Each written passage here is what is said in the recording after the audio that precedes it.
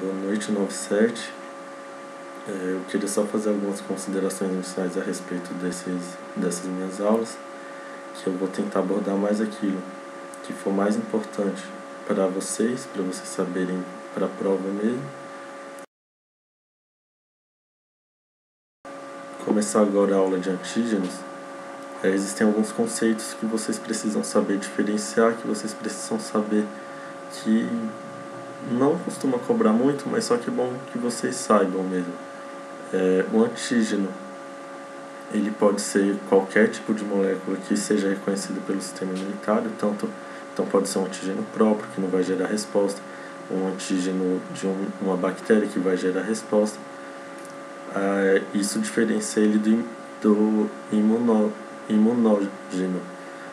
que é aquele antígeno que vai gerar uma resposta imune. Além disso, a gente tem o conceito de epítopo, que é a região do antígeno que realmente vai ser reconhecida pelo anticorpo ou por um receptor de linfócito T e que vai gerar essa resposta imune. E tem também o conceito de apteno, que é aquele antígeno que sozinho não iria gerar uma resposta imune, mas ele se combina com alguma outra coisa, com alguma outra molécula que poderia já estar, por exemplo, no nosso organismo, e dessa forma é possível reconhecer, o nosso sistema imune consegue reconhecer ele e gerar uma resposta. Um exemplo clássico disso é a albumina junto da insulina. A insulina sozinha não seria reconhecida, quando ela está no sangue combinada com a albumina, ela já pode gerar uma resposta imune, uma resposta de alergia, que é muito grave. É sempre bom ter em mente quando você for receitar insulina para um paciente, que ele pode ter essa alergia, que é comum dar choques, etc. Então, quais são as características dos antígenos? A primeira característica que a gente pode listar é da própria natureza do antígeno, porque ele pode ser uma proteína, pode ser um lipídio, pode ser um ácido nucleico, pode ser um açúcar. O que é relevante disso daí? É relevante lembrar que o linfócito T vai induzir uma memória a partir de proteínas apenas. Ele só vai reconhecer as proteínas, só vai induzir uma célula de memória, um linfócito B de memória, se ele reconhecer proteína. Então, como é que faz, por exemplo, quando eu tenho um antígeno lipídico e eu quero fazer uma vacina a partir desse antígeno lipídico? Eu vou fazer essa vacina tanto com antígeno lipídico quanto com antígeno proteico, que aí eu vou aproveitar que já vai ter aquele linfócito T ativado por causa da proteína e vou acabar gerando uma memória para aquele lipídio também. A segunda característica são os requisitos para homogeneicidade. Quais são esses requisitos? Obviamente tem que ser um antígeno de fora do corpo, para ser um imunógeno, para induzir a resposta imunitária. Um segundo requisito seria o tamanho dessa molécula, desse antígeno, porque se ele for muito pequeno, às vezes ele pode não ser reconhecido pelos nossos receptores. E, por fim, a gente tem que, quanto mais complexo for essa molécula desse antígeno, maior a especificidade, melhor a resposta. Outra característica é a própria genética do indivíduo, que vai influenciar nesses antígenos, na forma que esse antígeno vai ser apresentado, porque ele pode ser fagocitado de uma maneira diferente, um indivíduo ter mais facilidade de fagocitar um tipo de antígeno. Ele pode ser processado por enzimas de maneira diferente, porque essas enzimas podem ter uma variação também de base genética, e também eles podem ter uma variação no próprio CPH, que a gente sabe que existem vários tipos de CPH, e cada um deles pode expressar diferente a maneira com que ele vai colocar, que ele vai expressar na membrana da célula aquele antígeno. E por fim você vai ter a própria via de administração, como esse antígeno chegou no nosso corpo, que vai influenciar na resposta que a gente vai ter em relação a ele. A gente sabe que as vacinas simulam a via de administração, a via de entrada desse antígeno no nosso corpo, então a gente pode analisar isso a partir das próprias vacinas. Se eu tenho uma vacina que vai colocar o antígeno diretamente na minha circulação sanguínea, é muito mais difícil de eu conseguir gerar resposta satisfatória contra esse antígeno. E é importante lembrar que quando já está na circulação sanguínea, essa resposta vai acontecer só no baço. Ou então, por exemplo, uma vacina que ela é intramuscular, você vai conseguir desenvolver um processo inflamatório ali naquela região que vai ter todas as características ótimas para que você consiga ter uma resposta contra aquele antígeno. E também vai depender como é que é a via já natural de entrada desse antígeno. No caso da poliomielite, por exemplo, a vacina é sublingual. E ela ainda assim é muito eficiente porque já é a maneira que o corpo está preparado para receber aquele tipo de antígeno, que seria, no caso, através das mucosas. O problema da sublingual é que normalmente ela gera um mecanismo de tolerância que vocês vão ver melhor na parte de ativação dos linfócitos T. Tá, então como é que o antígeno vai induzir essa resposta imunitária? Isso vai ter diferença, por exemplo, na forma de apresentação desse antígeno, qual CPH que vai apresentar qual antígeno.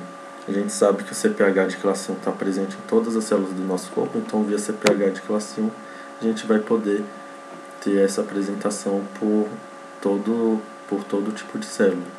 Então, os antígenos apresentados no CPH de classe 1 são aqueles que já estão dentro da célula, que não foram fagocitados, são aqueles antígenos que já estão presentes dentro da célula, como por exemplo um micro-organismo que consegue vencer as barreiras da fagocitose e se alojar dentro da célula, ou então um vírus que injeta o seu material genético ali e começa a transduzir proteínas do próprio vírus. Essas proteínas vão ser pegas e vão ser expressas pelo CPH de classe 1 e acabam induzindo uma resposta. Já o CPH de classe 2, ele vai só expressar aquelas proteínas, aqueles antígenos que você foi captados por meio de fagocitose. Então, são normalmente já mais patógenos, toxinas, etc. O processo tanto da expressão de antígenos pelo CPH de classe 1 quanto do CPH de classe 2 está envolvido com a formação, que é bom vocês saberem, que eu acredito que a Aline já deve ter explicado para vocês. Então, quais que são as células que vão melhor apresentar esse antígeno? São aquelas que vão expressar tanto CPH de classe 1 quanto CPH de classe 2, que seria os linfócitos B, os macrófagos e as células dendríticas, que são chamadas todas essas aí são chamadas de células apresentadoras de antígeno. E elas, assim que elas conseguem reconhecer um antígeno, que elas captam esse antígeno, elas vão começar a sofrer modificações, como por exemplo maior expressão de CPH e também maior expressão de B7, que a gente vai ver que é muito importante para a ativação dessa resposta imunitária.